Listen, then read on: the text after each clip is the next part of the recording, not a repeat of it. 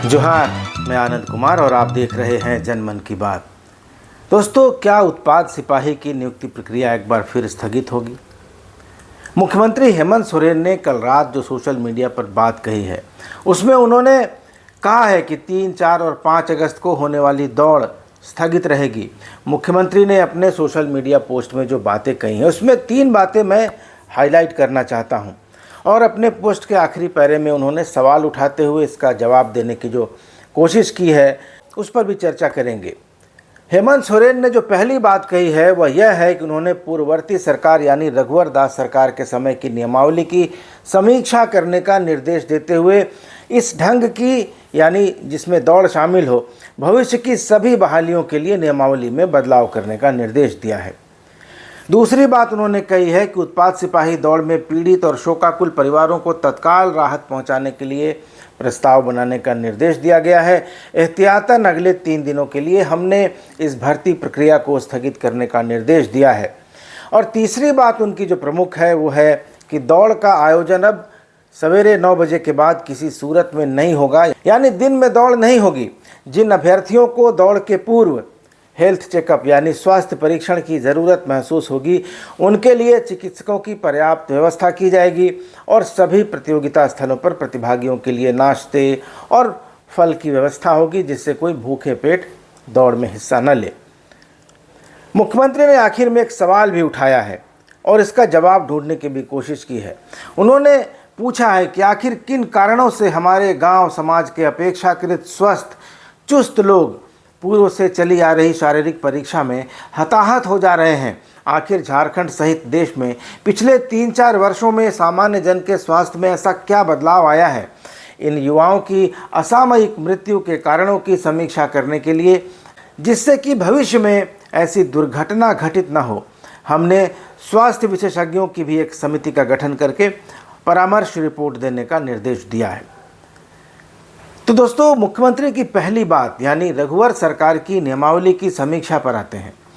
मुख्यमंत्री ने साफ तौर पर कहा है कि पूर्ववर्ती सरकार के समय की नियमावली की समीक्षा होगी और इस ढंग की भविष्य में सभी जो होने वाली बहालियां हैं उसके लिए नियमावली में बदलाव किया जाएगा। इसका निर्देश भी उन्होंने दे दिया है, ऐसा उन्होंने कहा है। यानी अभी जो परीक्षा चल रही है उसमें कोई बदलाव नहीं होगा, क्योंकि अगर नियमावली में बदलाव हुआ तो उत्पाद सिपाही बहाली की पूरी प्रक्रिया ही अवैधानिक हो जाएगी, क्योंकि यह तो जिस नियमावली से चल रही है उसमें चेंज अगर बीच में होता है तो पूरा प्रोसेस ही इनवैलिड हो जाएगा और बहुत लोग इसको कोर्ट में चैलेंज भी करेंगे।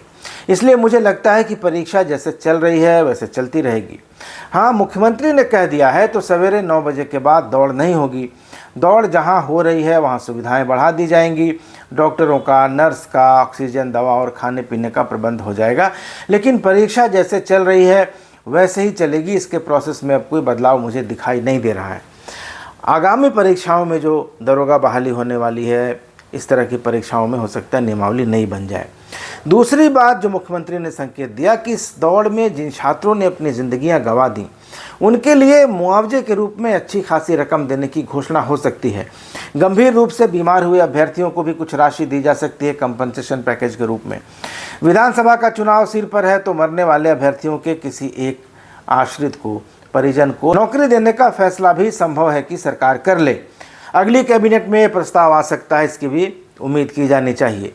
लेकिन मुख्यमंत्री की अगले 3 दिन तक दौड़ नहीं होने की घोषणा से हजारों अभ्यर्थियों को भारी परेशानी उठानी पड़ी। कल रात से लेकर आज तक, मंगलवार यानी आज के दिन जो दौड़ होने वाली थी उसमें शामिल होने के लिए हजारों अभ्यर्थी अपने अपने सेंटरों पर पहुंच चुके थे। सोमवार की रात तक अभ्यर्थी सेंटरों पर आ रहे थे और वहां पहुंचने के बाद ज़्यादातर अभ्यर्थियों को इस बात का पता चला कि दौड़ तो स्थगित हो गई, अगले 3 दिन तक अब कोई दौड़ नहीं होगी।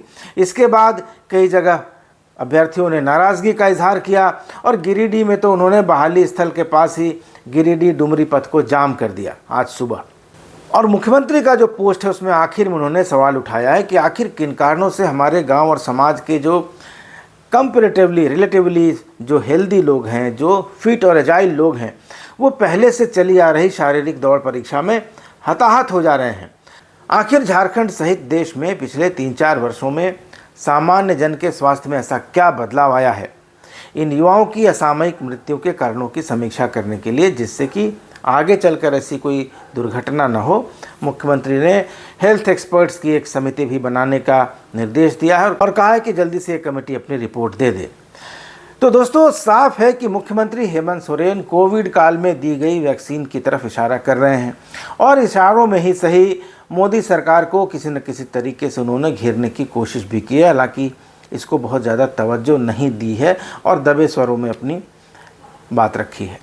लेकिन दोस्तों, कुछ सवाल ऐसे हैं कि 12 मौतों, 200 से ज़्यादा के अस्पताल पहुंचने और मुख्यमंत्री की घोषणा तक बात क्यों पहुंची?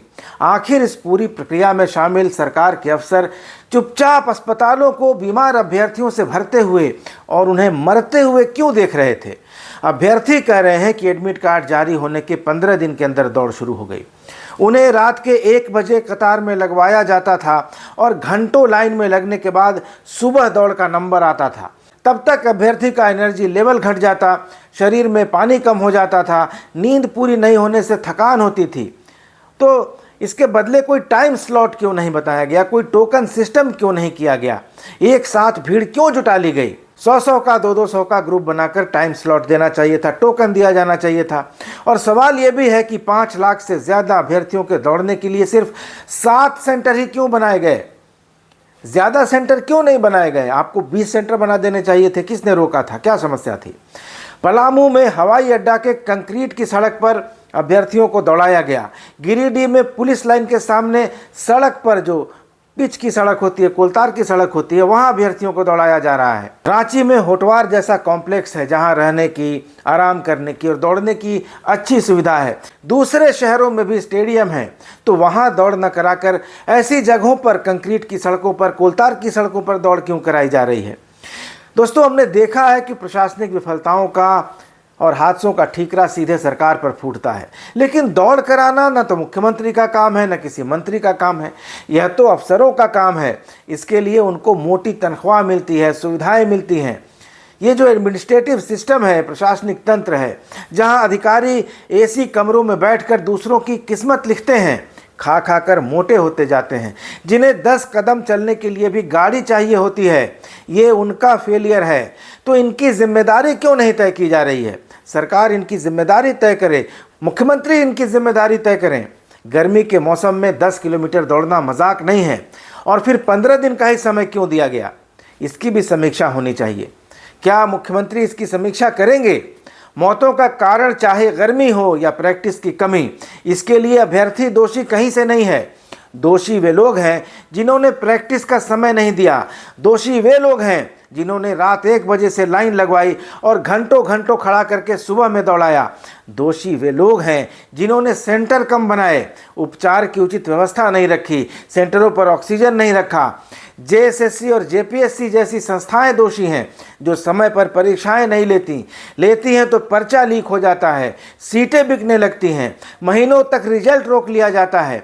और इन सब के लिए आखिरकार दोषी सरकार भी है, क्योंकि अधिकारी और आयोगों में अध्यक्ष और कर्मचारी सरकार भेजती है। बिल्कुल साफ है कि सरकार का सिस्टम पर कोई नियंत्रण नहीं है, अफसरों की जिम्मेदारी तय नहीं है। गलती करने वालों को सजा नहीं मिलती, इसलिए उनका मनोबल बढ़ता है और उनकी गलती का परिणाम अभ्यर्थियों को जान देकर चुकाना पड़ा है। रोजगार की यह स्थिति है कि जेपीएससी की मेंस परीक्षा लिखने वाला अभ्यर्थी सिपाही की दौड़ लगाते हुए मर जाता है, जबकि उसको डीएसपी बनना था। उसे पता है कि इस राज्य में कोई नौकरी नहीं है, इसलिए जहां भी अवसर मिले वहां घुस जाना है, लाइन में खड़ा हो जाना है, दौड़ जाना है कि कुछ तो मिले, बाद की बाद में देखेंगे, अभी तो जो मिल रहा है उसको ले लें। आखिर कब तक माँ बाप पर, परिवार पर बोझ बने रहेंगे?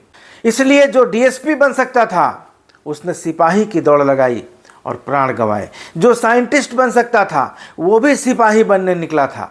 दोस्तों, इस मौत के लिए अभ्यर्थी जिम्मेदार नहीं है। इनकी मौत ऐसे नहीं होनी चाहिए थी। इनकी मौत के लिए वे लोग, वह सिस्टम जिम्मेदार है जो योग्यता के अनुसार नौकरी नहीं दे पा रहा है, जो पेपर लीक नहीं रोक पा रहा है, सीटों की खरीद बिक्री पर जिसका अंकुश नहीं है, जो 10 किलोमीटर दौड़ाता तो है लेकिन प्रैक्टिस का समय नहीं देता, रात भर कतार में खड़ा रखता है।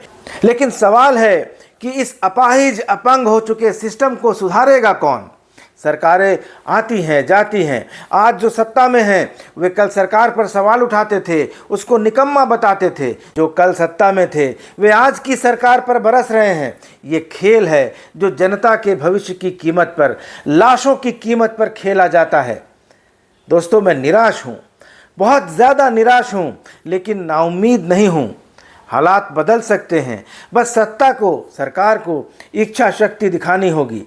लेकिन सवाल है कि कौन यह इच्छा शक्ति दिखाएगा और कब दिखाएगा, और कब तक झारखंड के युवा एक अदद नौकरी के लिए दौड़ते दौड़ते अपनी सांसों की उखड़ती हुई डोर को देखते रहेंगे, और कब तक हम यूं ही चुपचाप इन मौतों का तमाशा देखते रहेंगे। सोचिएगा ज़रूर। धन्यवाद। नमस्कार।